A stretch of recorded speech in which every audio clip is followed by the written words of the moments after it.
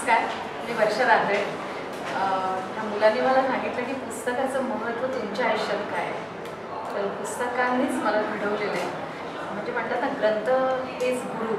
तर खरंच गुरुचीच भूमिका माझ्या आयुष्यात पुस्तकांनी घडवलेली आहे. अगदी मी स्वतः लिटरेचरची विद्यार्थिनी आहे. म्हणजे BA विथ मराठी आणि MA विथ सुद्धा मराठी.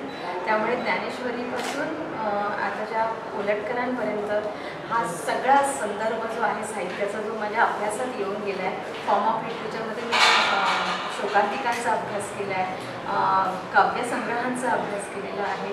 तर म्हणजे माझ्या अभ्यासाचाही विषय पुस्तकच आहे, लिटरेचर आहे आणि माझ्या जगण्याचाही विषय तोच आहे. आताच नुकतंच मी ॲट एनी कॉस्ट वाचलं.